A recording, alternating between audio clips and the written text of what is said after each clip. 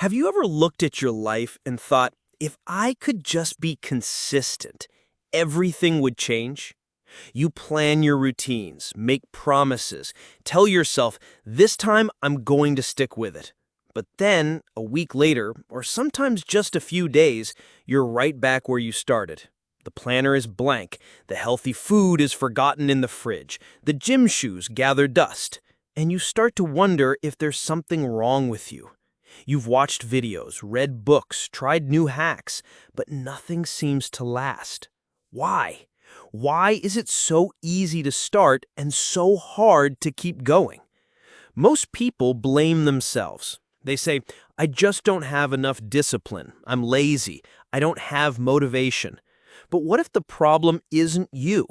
What if the real reason you can't stay consistent is something nobody ever taught you to notice?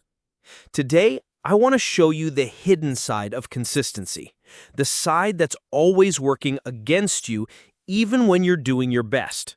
Stick with me, because by the end, you'll see your own struggles in a totally different light, and maybe for the first time, you'll understand what's really stopping you from becoming who you want to be.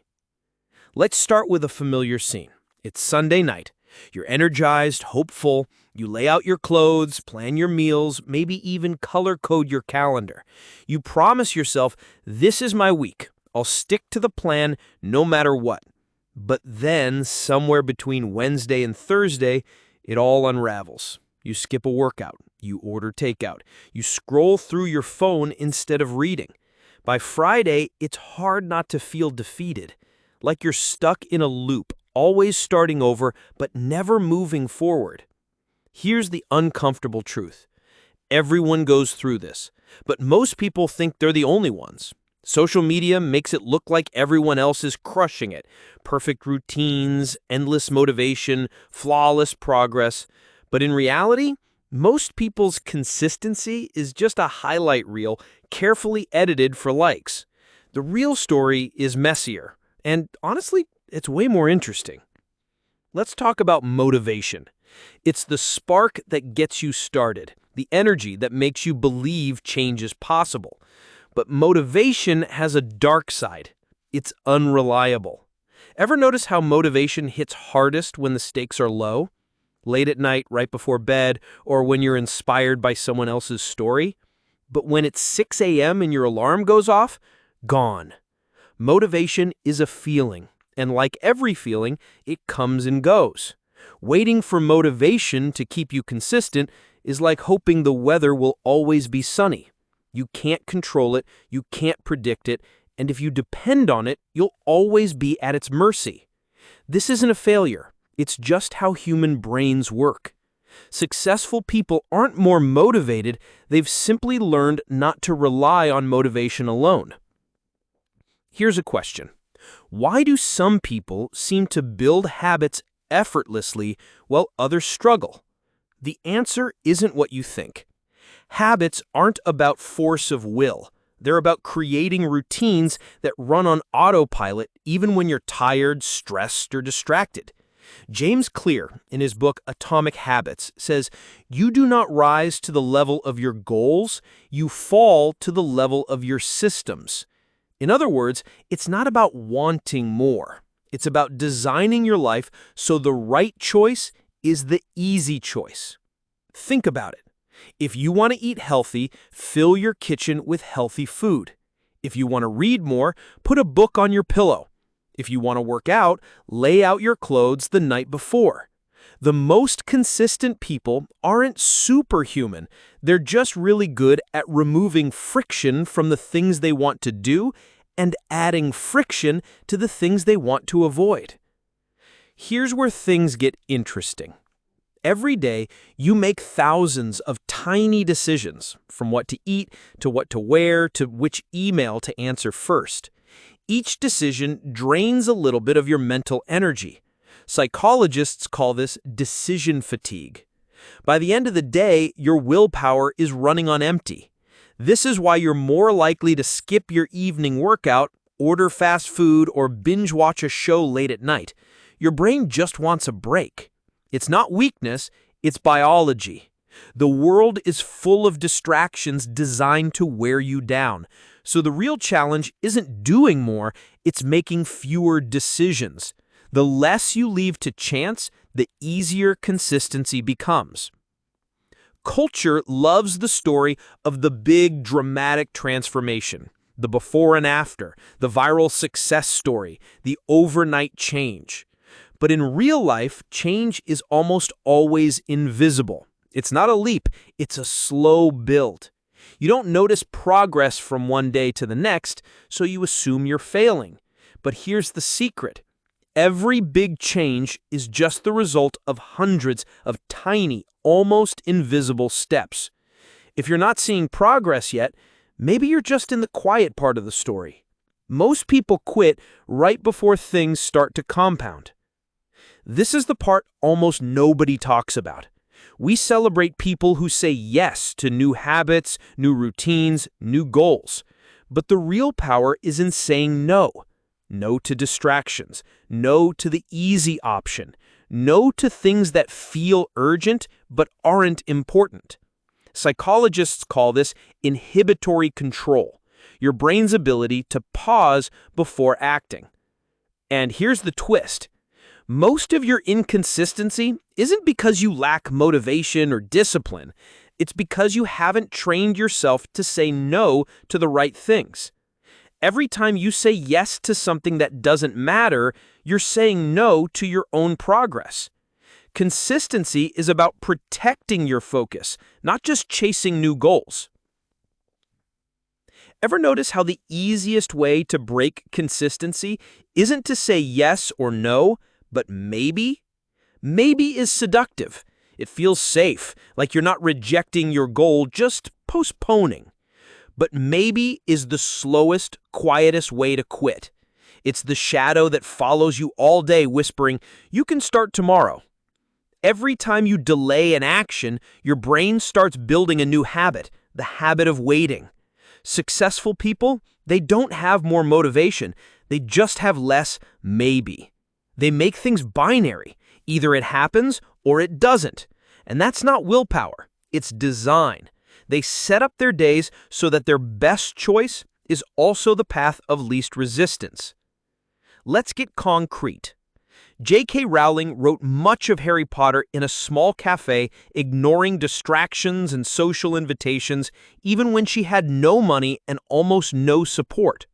Serena Williams trains for hours each day, year after year, saying no to every comfort most people would choose without thinking. Even Sherlock Holmes, in literature, was famous for his three-pipe problems, sitting for hours, refusing to engage in anything but the case at hand, shutting out the world to focus deeply. It's not that these people never got bored or tempted or tired. They just got better at protecting their yes by strengthening their no. And the good news? You can do the same, one tiny no at a time. Imagine our stick figure. Every week, he sets up a line of dominoes, each one a small daily habit. Wake up early, eat breakfast, read a page, work out for 10 minutes. But every time a distraction comes, a new show, a friend calling, a random craving, one domino gets pulled out. The chain breaks. Progress stops. He goes back to the start. The stick figure isn't failing because he's weak. He's failing because his dominoes are always at risk of being knocked out by something urgent but not important. This is where most people get stuck. Always setting up, always restarting, never letting the chain grow long enough to see results. Here's a little neuroscience. Your brain has two competing systems. The impulsive, emotional brain seeking pleasure, avoiding pain, craving novelty. The rational, planning brain wants future rewards, long-term progress. When you're rested, calm, and everything is perfect, your rational brain is in charge.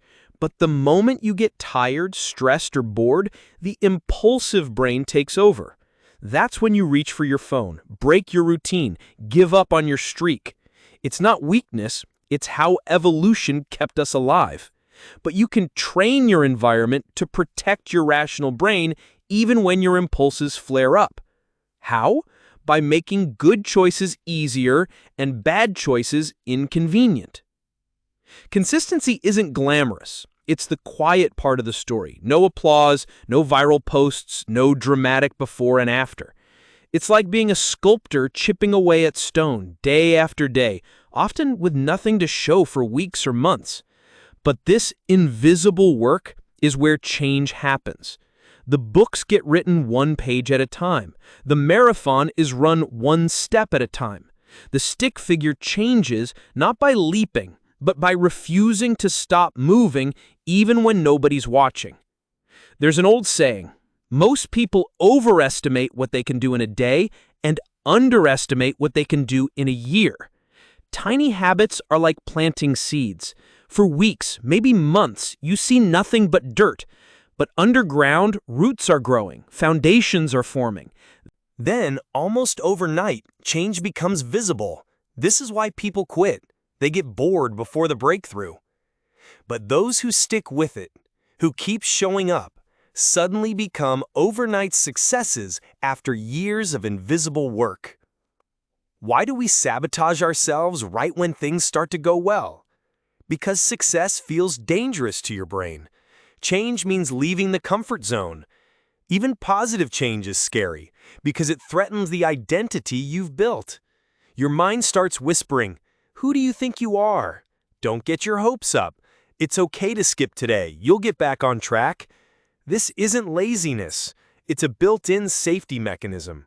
To beat self-sabotage, you don't need more willpower. You need more self-compassion and a plan for the moments when your old identity fights back. We live in a world that sells quick fixes. 21 days to a new you. Change your life overnight. This one hack will solve everything. But real consistency is built in the opposite direction. It's slow, it's repetitive, it's often boring. But it's also incredibly powerful, because when you learn to love the process, not just the outcome, you become unstoppable. James Clear, Charles Duhigg, even Aristotle, yes, the philosopher, have all argued that goals alone don't work. Why?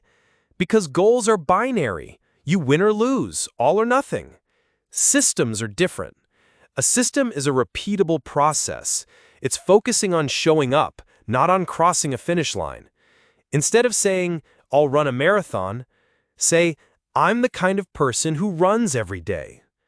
Instead of, "I'll read 50 books," say, "I read a page every night before bed." With a system, you can't fail. You can only practice. This is the final secret. You become consistent when your actions align with your identity.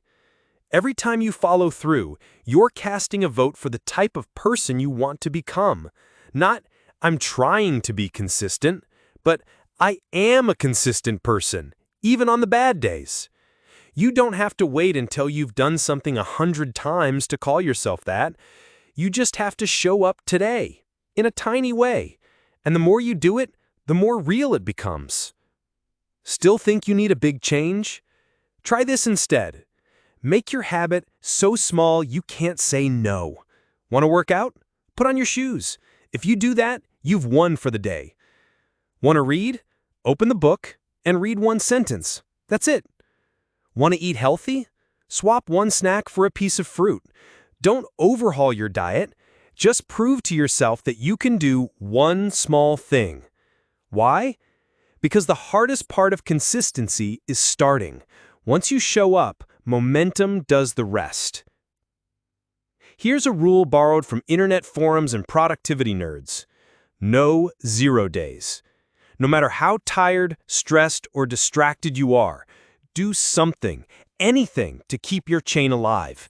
One push-up, one paragraph, one glass of water.